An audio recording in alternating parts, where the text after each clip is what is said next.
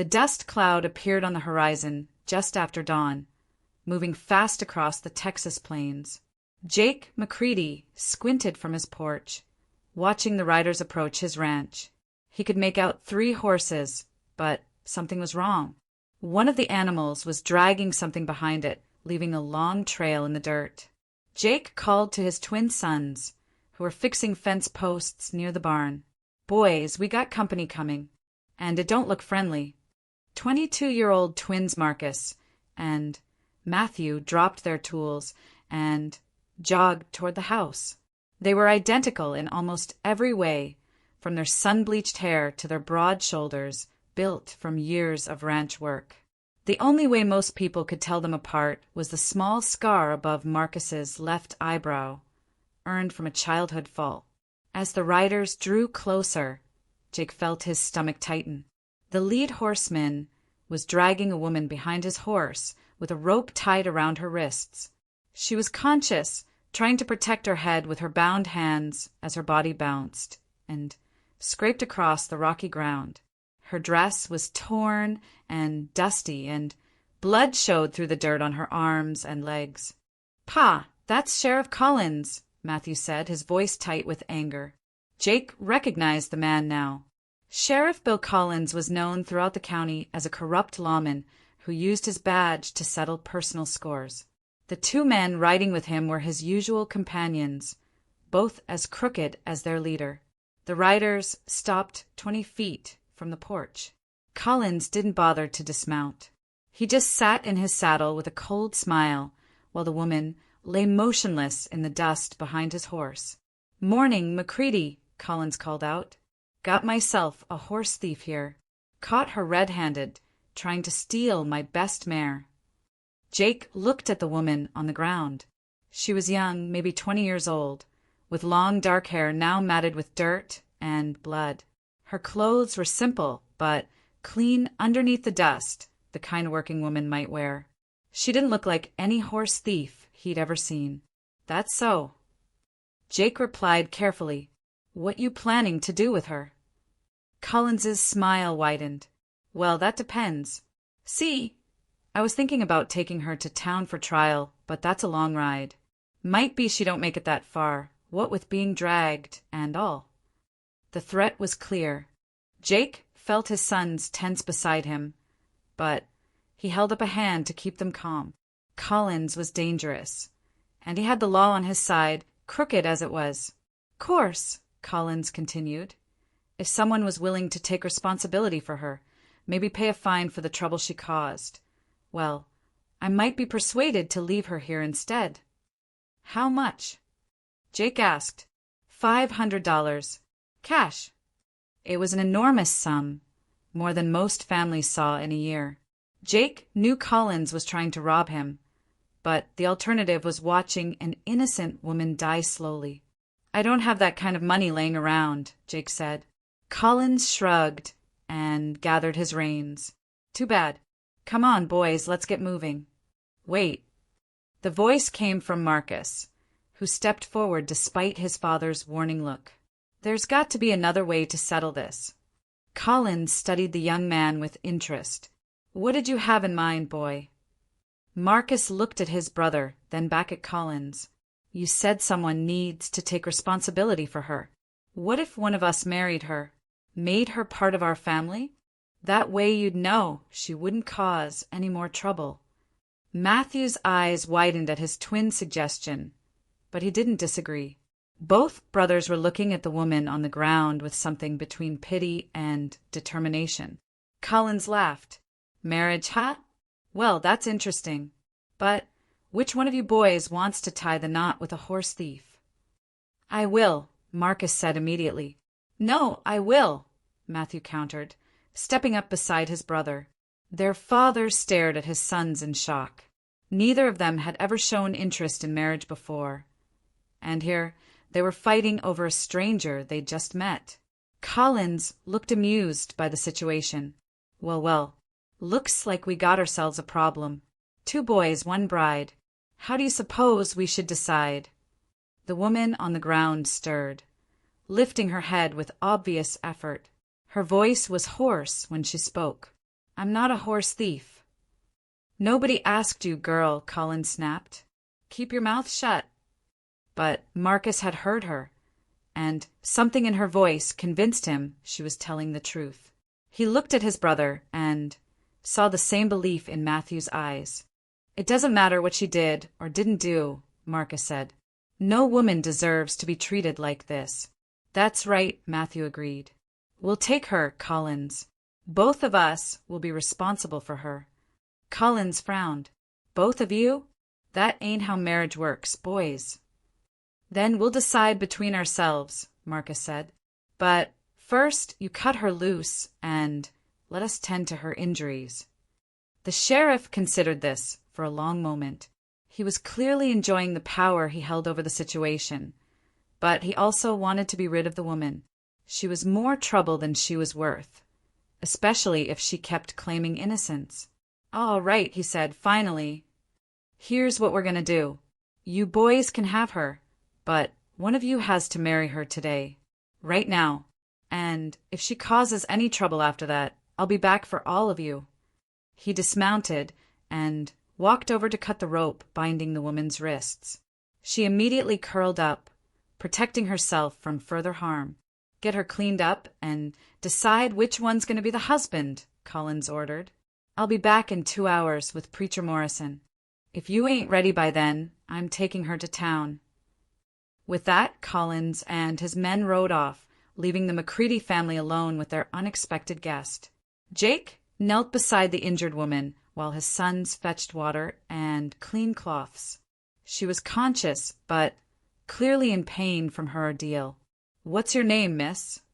Jake asked gently. Sarah, she whispered. Sarah Bennett. Well, Sarah, my boys seem to think you're worth fighting over. You got anything to say about that? Sarah looked up at the 2 young men hovering nearby. They were handsome and seemed kind, but she barely knew them. The idea of marrying either one was terrifying. I didn't steal any horse, she said. I was traveling to my sister's place in Austin. My horse went lame, and I was looking for help when Collins found me near his property. He said I was trespassing and then accused me of theft. Marcus knelt beside his father. We believe you, but right now that doesn't matter. Collins will be back, and if you're not married to one of us, he'll take you away. And we won't let that happen, Matthew added, kneeling on her other side. Sarah looked back and forth between the twins. They were identical, but she could sense different personalities beneath their similar faces. Marcus seemed more impulsive, quicker to speak and act. Matthew appeared more thoughtful, watching and listening before making decisions. Why would you do this for a stranger? She asked. Because it's the right thing to do, Marcus said simply. And because no one should suffer like you have, Matthew added. Jake helped Sarah sit up, being careful of her injuries. Boys, you need to think about this carefully. Marriage is for life. You can't just decide based on pity.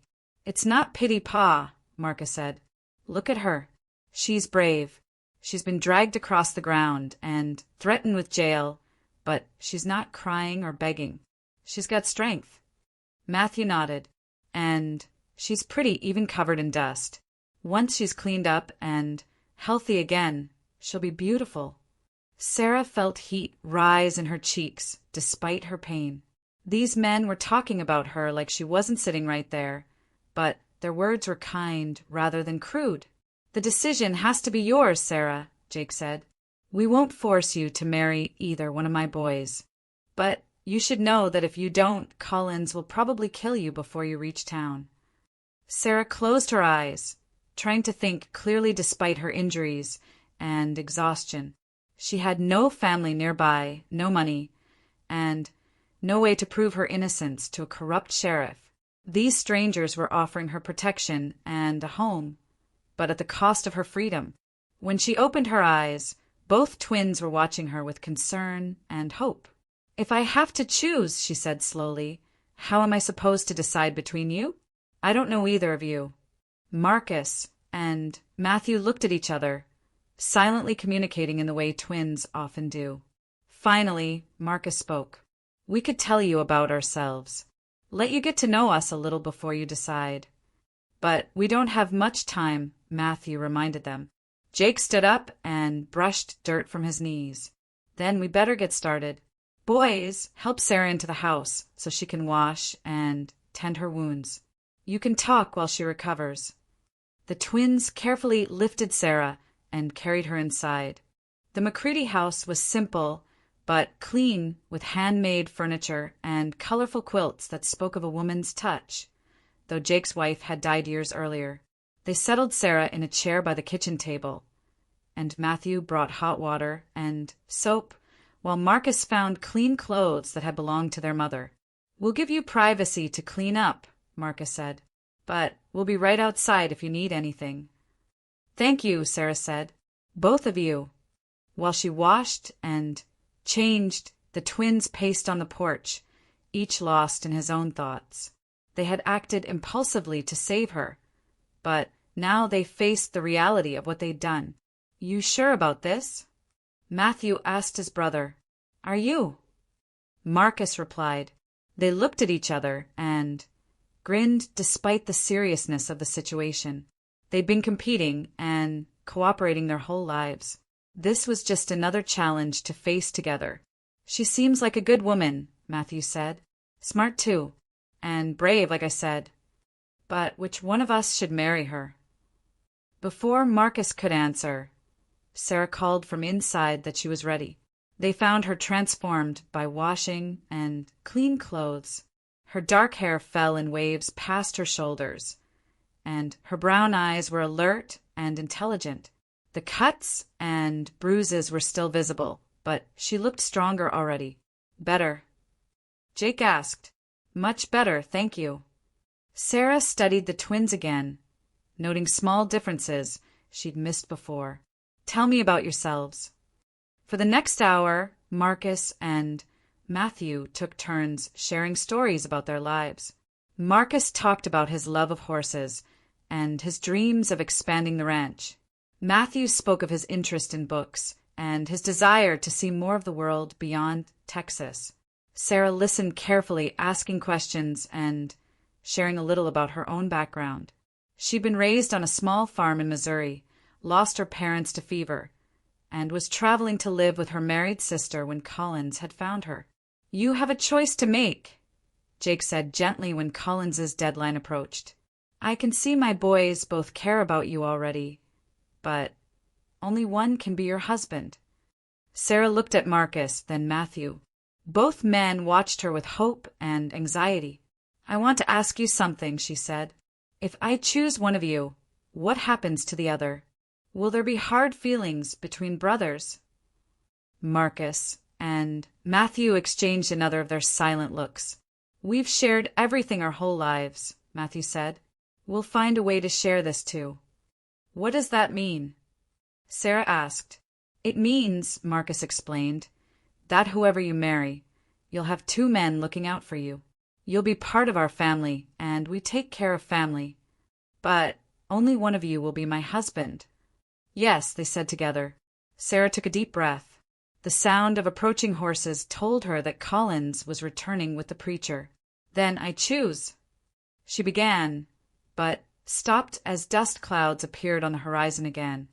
Time's up, Jake said grimly. Collins is back.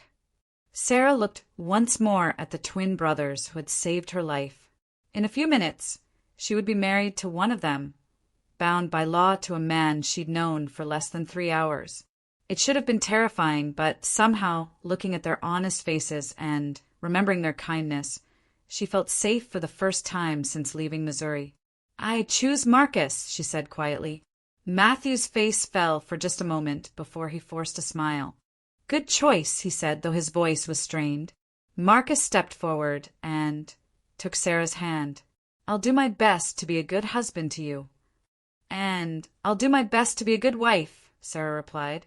Collins rode up with Preacher Morrison, a nervous little man who clearly didn't want to be there, but was too afraid of the sheriff to refuse. You boys ready? Collins called. Ready, Jake replied. The wedding ceremony was brief and tense, conducted in the dusty yard with Collins watching like a hawk.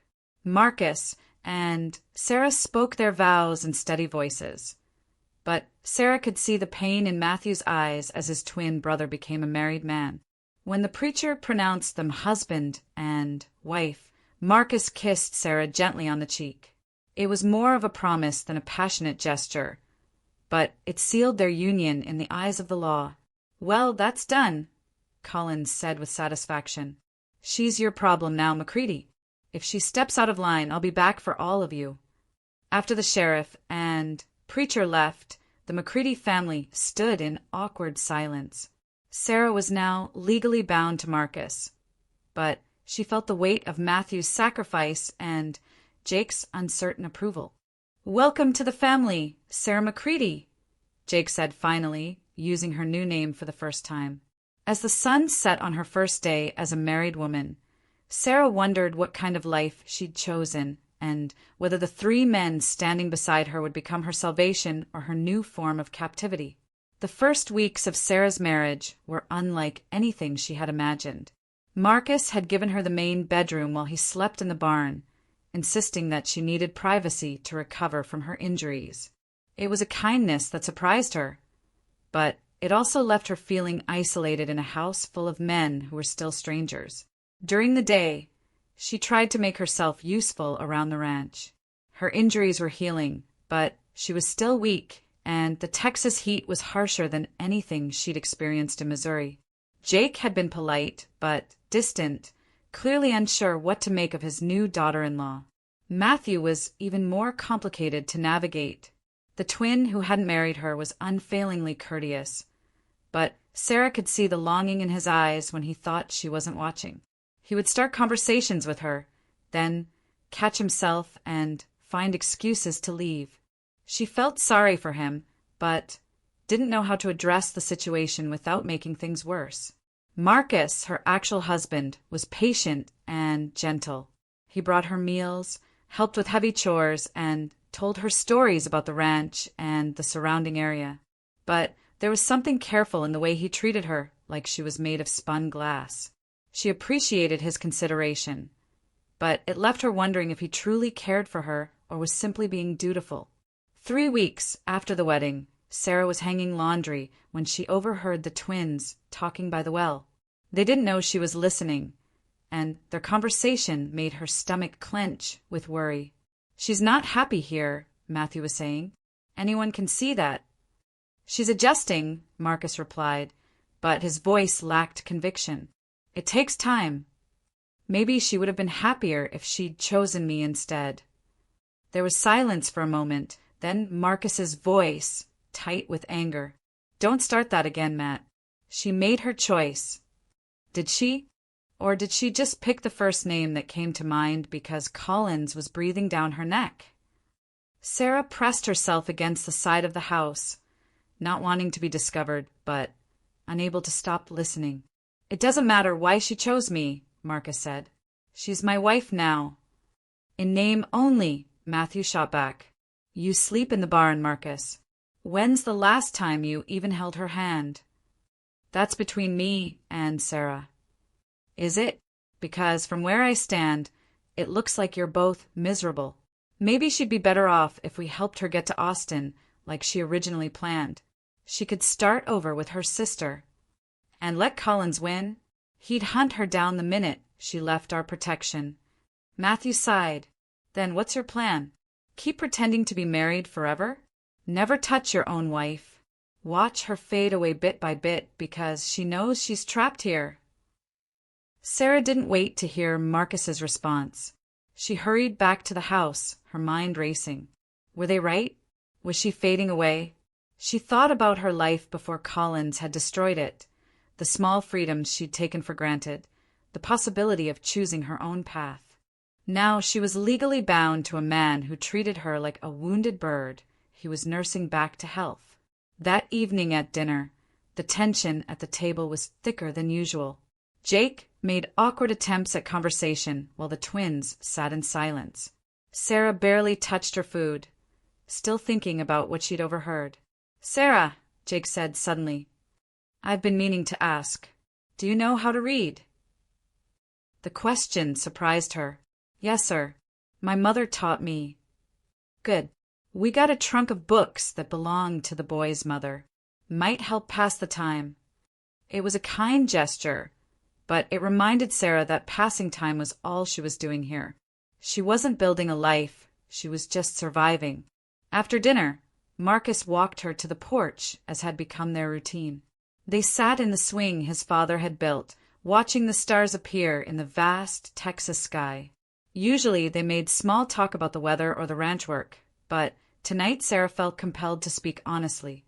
"Marcus," she began, "are you sorry you married me?" He turned to look at her, startled by the direct question.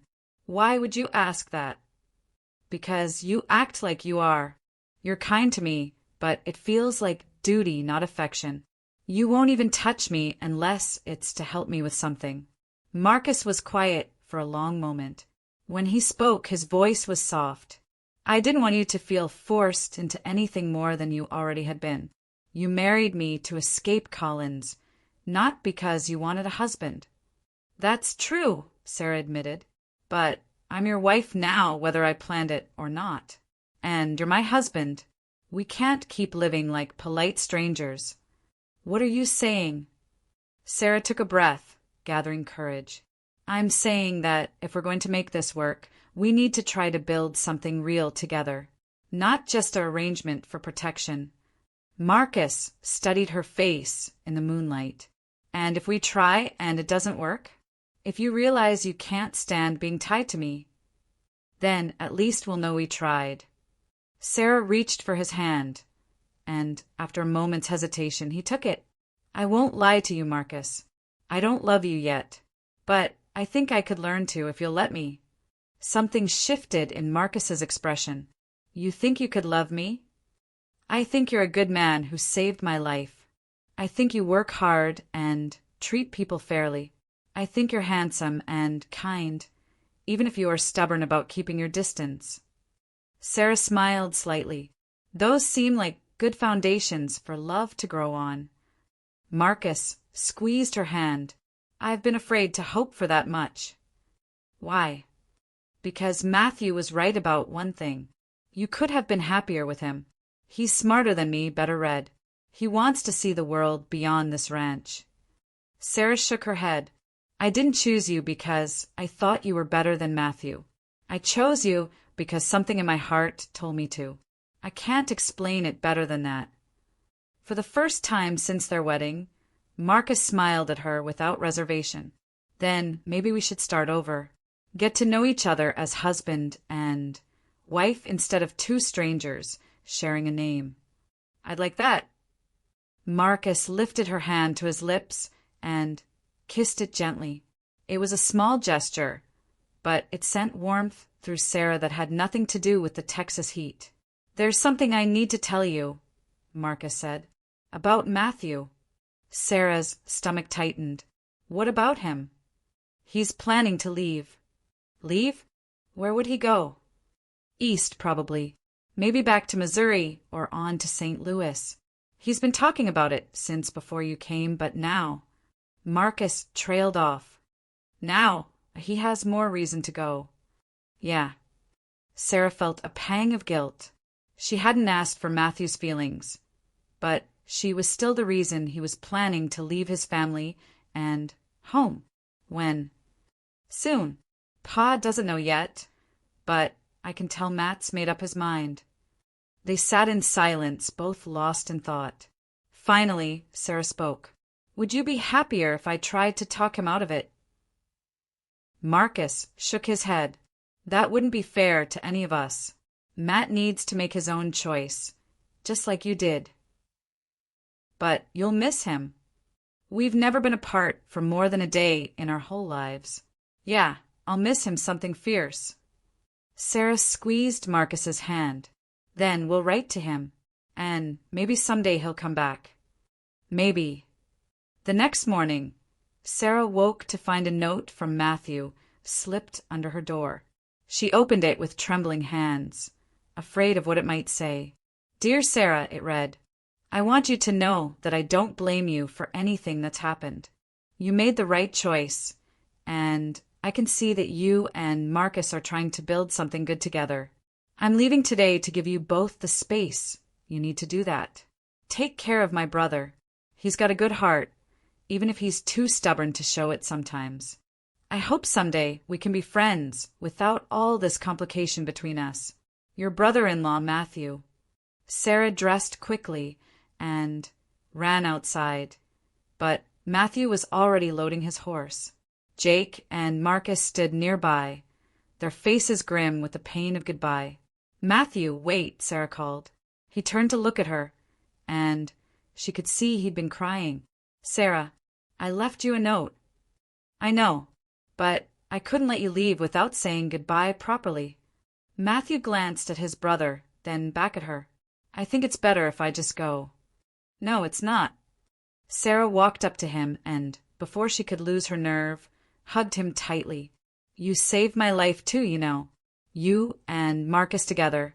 I'll never forget that. Matthew hugged her back, briefly but warmly.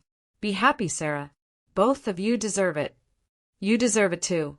Find it wherever you're going. Matthew nodded and mounted his horse. He shook hands with his father, then clasped his twin brother in a fierce embrace.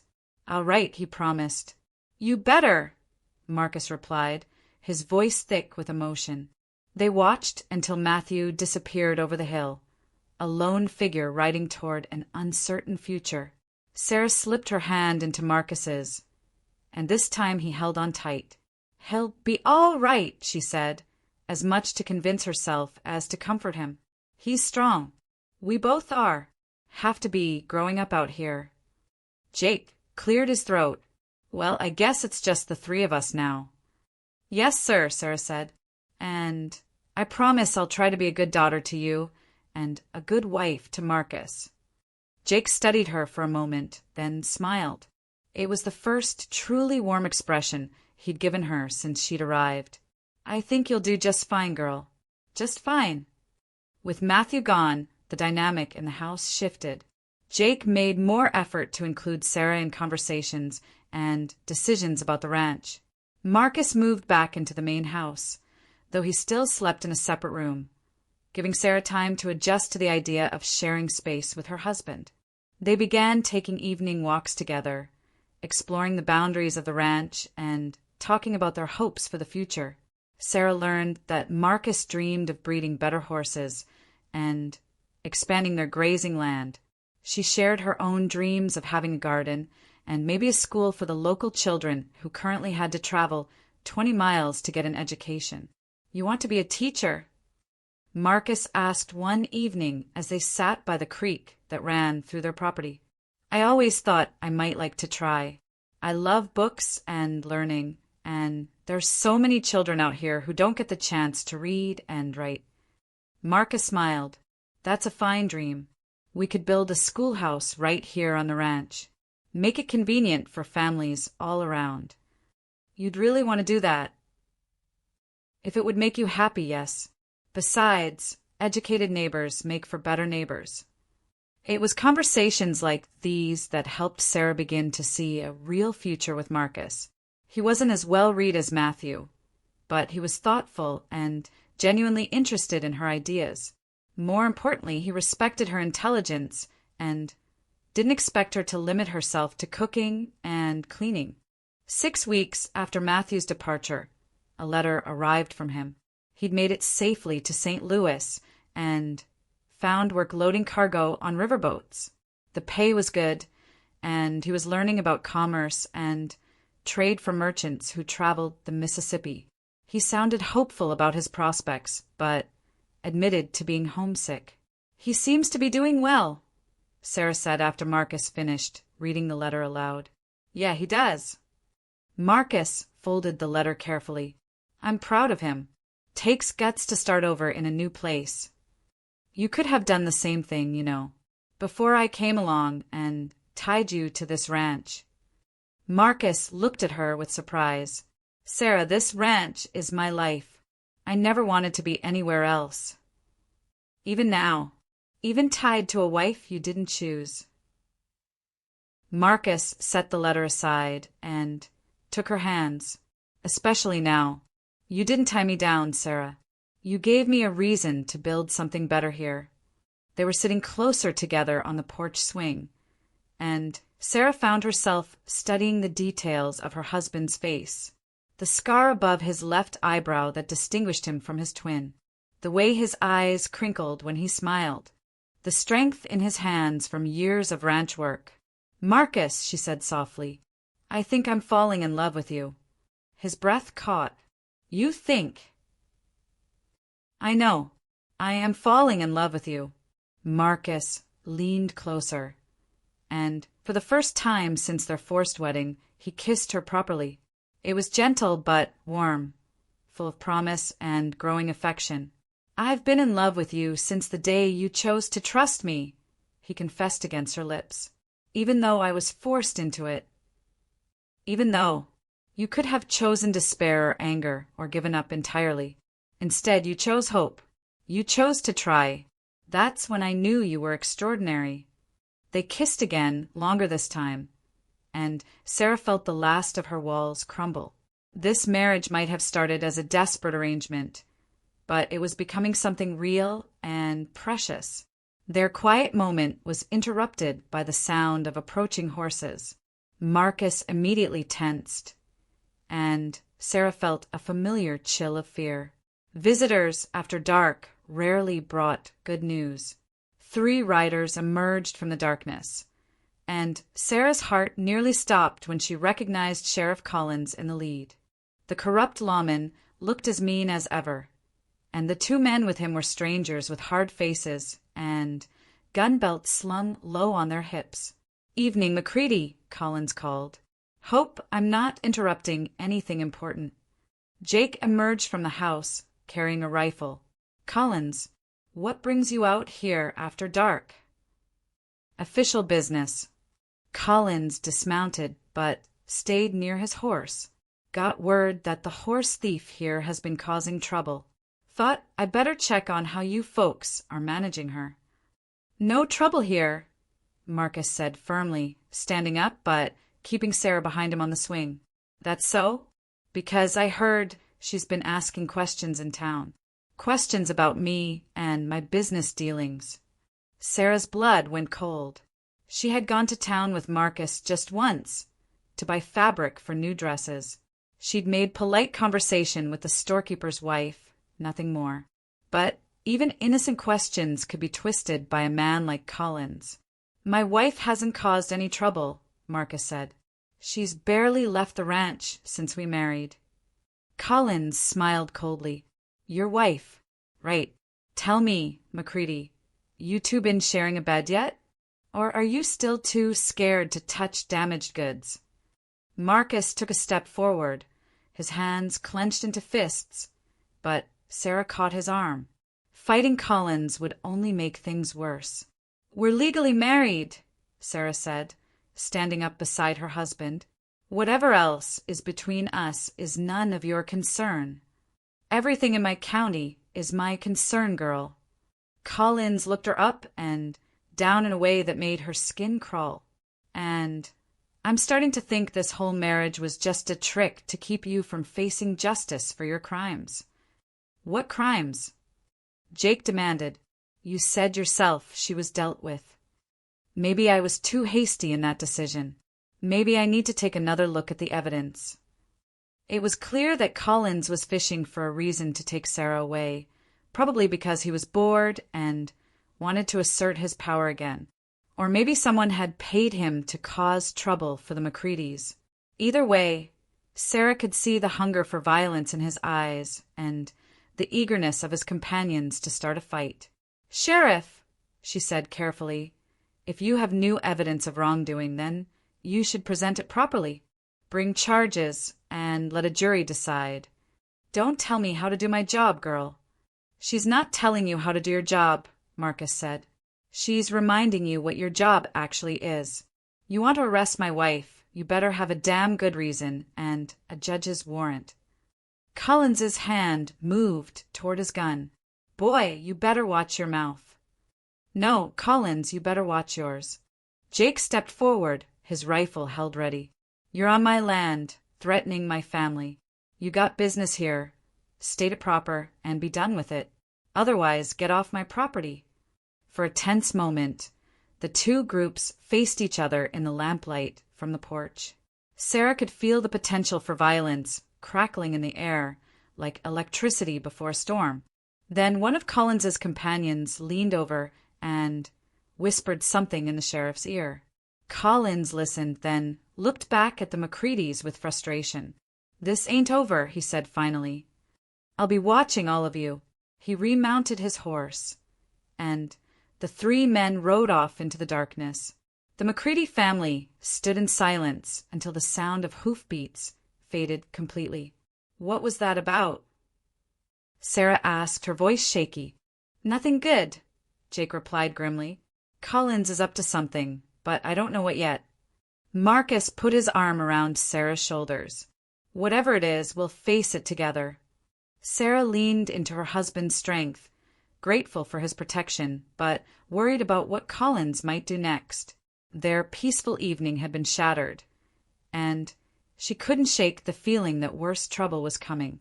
As they went inside to bar the doors and check the windows, Sarah realized that her new life was about to be tested in ways she hadn't anticipated. But looking at Marcus and Jake, seeing their determination to protect her, she felt a surge of gratitude for the family she'd found in the most unlikely circumstances. Whatever Collins was planning, she wouldn't face it alone. The trouble came 3 days later, but not in the way anyone expected. Sarah was in the garden behind the house, tending to the vegetables she'd planted, when she heard riders approaching fast. This time, however, the visitor was someone she recognized with relief instead of fear. "Matthew!" she called, dropping her watering can and running toward the front of the house. Marcus and Jake emerged from the barn just as Matthew dismounted from a lathered horse that had clearly been ridden hard. But Matthew wasn't alone. Behind him rode a tall man in a black suit with a federal marshal's badge pinned to his vest. "Matt, what's wrong?" Marcus asked, embracing his twin brother quickly before turning to the marshal. "This is Marshal David Harrison," Matthew said, breathing hard. "From St. Louis. I've got news about Collins." Marshal Harrison tipped his hat to Sarah and Jake. "Now, Mr. Macready, I apologize for the sudden arrival, but your son Matthew has provided information that requires immediate action." Jake frowned. "What kind of information?" "The kind that's going to put Sheriff Collins in federal prison," Matthew said grimly. "If we can prove it." They gathered in the house while Marshal Harrison explained the situation. Matthew had discovered, through his work with merchants in St. Louis, that Collins had been part of a large-scale cattle rustling operation. The sheriff had been using his position to steal cattle from ranches throughout the territory, then selling them to corrupt buyers upriver. "We've been tracking this operation for months," Harrison said. "But we needed someone on the inside, someone who could provide testimony about Collins's activities." "That's why I came back," Matthew added. "When I heard about Collins visiting you the other night, I knew he was getting desperate. The federal investigation is closing in, and he's trying to eliminate anyone who might testify against him." Sarah felt a chill. "You mean he wasn't really interested in me at all?" "Oh, he was interested," Harrison said, "but not for the reasons he claimed. We believe Collins has been using accusations of horse theft to intimidate potential witnesses. He probably targeted you because he thought you might have seen something during your travels." Marcus stood up angrily. "So he dragged my wife behind his horse and threatened to kill her just to cover his own crimes." "That's exactly what he did," Harrison confirmed. "And he's done it to others. We have reports of at least 3 people who disappeared after Collins accused them of various crimes." The room fell silent as everyone absorbed this information. Sarah thought about how close she'd come to being one of those disappeared people, and how different her life would have been if the Macready family hadn't intervened. What do you need from us? Jake asked. First, I need Mrs. McCready's testimony about what happened the day Collins found her, Harrison said. Every detail could be important. Sarah spent the next hour recounting her entire experience with Collins, from the moment he'd accused her of trespassing to the wedding ceremony conducted under threat. Harrison took careful notes and asked detailed questions about Collins's behavior and exact words. This is very helpful, Harrison said when she finished. But we need more than testimony. We need physical evidence. What kind of evidence? Matthew asked. Collins keeps records of his illegal sales. We know he has them hidden somewhere, probably on his property. If we could get our hands on those records. Marcus shook his head. That's too dangerous. Collins has men working for him, and they won't hesitate to shoot anyone they catch snooping around. I'm not suggesting anyone here should attempt it, Harrison said quickly. I have federal agents positioned throughout the territory, but we do need local intelligence. Information about Collins's routine, when he's likely to be away from his property, that sort of thing. I can help with that, Jake said. I've lived here long enough to know most of Collins's habits. Over the next hour, they developed a plan. Harrison would coordinate with his agents to search Collins's property while the sheriff was away on his usual weekly trip to the county seat. Meanwhile, the McCready family would maintain their normal routine, but be ready to provide additional testimony if needed. There's one more thing, Harrison said as he prepared to leave. Collins is getting desperate, and desperate men do foolish things. You need to be extra careful until we have him in custody. How long will that take? Sarah asked. If everything goes according to plan, we should be able to arrest him within the week. But plans have a way of going wrong, so stay alert. After Harrison left, the McCready family spent the evening catching up with Matthew and discussing the shocking revelations about Collins. Sarah was relieved to learn that her instincts had been right about the corrupt sheriff, but she was also frightened about what he might do if he discovered the federal investigation.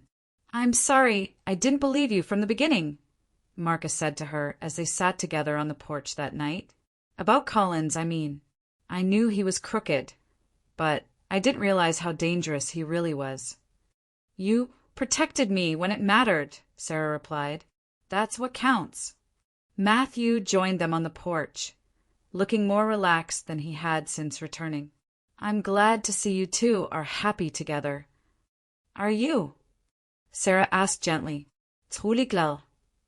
Matthew smiled, and for the first time, it reached his eyes when he looked at her. Yeah, I really am. What I felt for you before, that was just the idea of rescuing someone in distress. What you and Marcus have is real. What made you realize that? Marcus asked his brother. Distance, mostly, and time to think clearly. Also, I met someone in St. Louis. Both Sarah and Marcus straightened with interest. You did. A merchant's daughter named Catherine. She's smart and funny, and she doesn't need rescuing from anything. She chose to spend time with me because she likes my company, not because she was forced into it. Sarah felt a warm rush of happiness for her brother-in-law. Will we get to meet her? Maybe. After all this business with Collins is settled, I might bring her for a visit. If that's all right with you. Of course it's all right, Marcus said. This is your home too, Matt. It always will be. The three of them sat in comfortable silence, watching the stars and listening to the night sounds of the ranch. For the first time since Collins had first appeared in their lives, Sarah felt truly peaceful. That peace was shattered 2 nights later when Sarah woke to the smell of smoke. She sat up in bed, confused and alarmed. Marcus had moved into her room the week before, and she shook him awake urgently. Marcus, wake up. Something's burning. Marcus was instantly alert, jumping out of bed and grabbing his pants. Through the window, they could see an orange glow coming from the direction of the barn. The barn's on fire! Marcus shouted, waking the rest of the household. They all rushed outside to find the wooden structure already engulfed in flames. The horses were screaming in terror, trapped in their stalls by the smoke and fire. "Get the horses!" Jake yelled, grabbing buckets to form a water brigade from the well. Marcus and Matthew ran toward the burning barn, but the heat drove them back. The fire was too advanced to save the building, but the horses were still inside. "There!"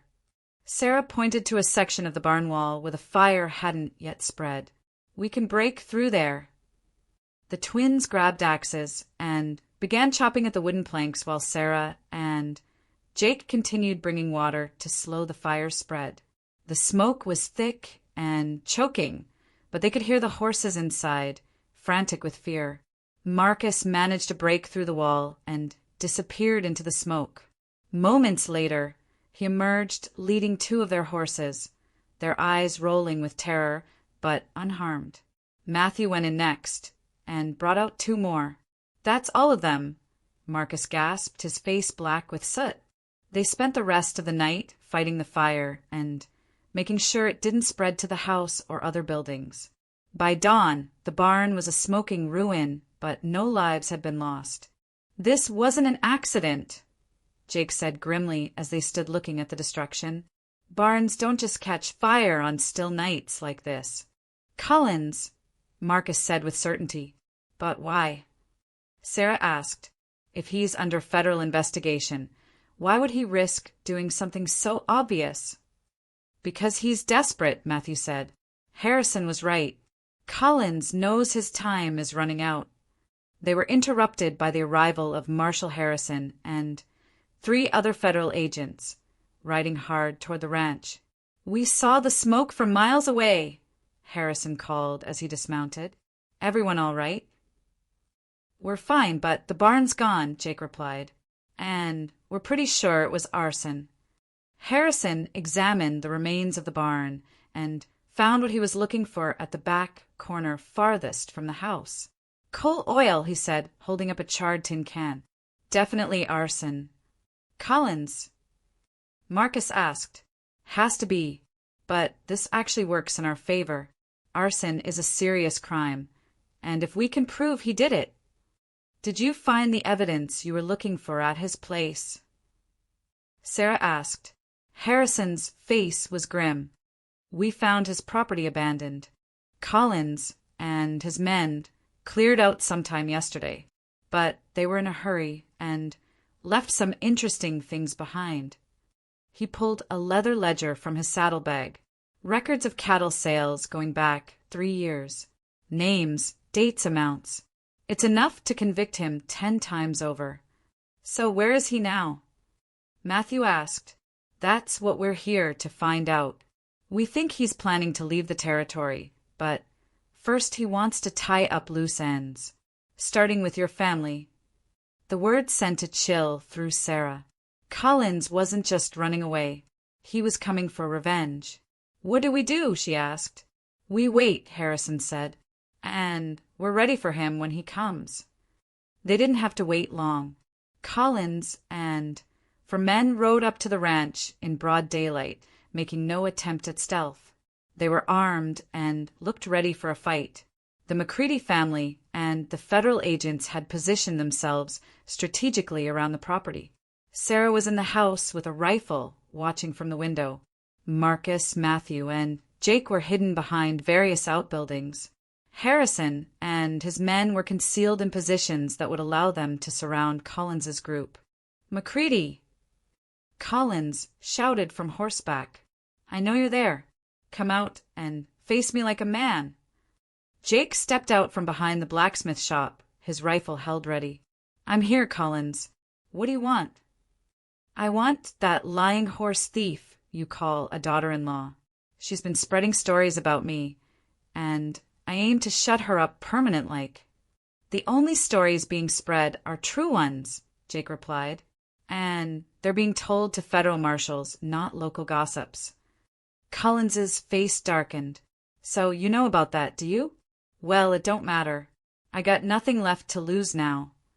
"You're right about that," Harrison called, stepping into view with his badge clearly visible.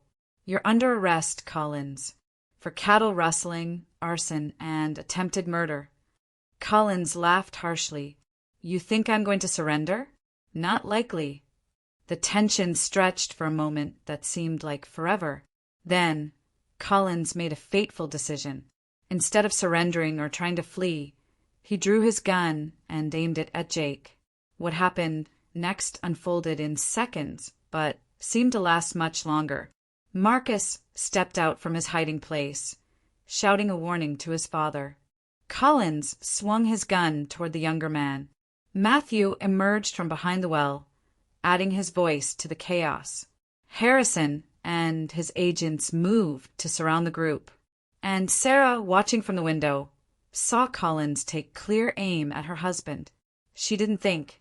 She simply acted, raising the rifle and firing through the open window. Her shot took Collins in the shoulder, spinning him around and causing his own shot to go wide. The brief gunfight that followed was decisive. Harrison and his men had superior position and training. Within minutes, Collins was wounded and captured, and his men had either surrendered or fled.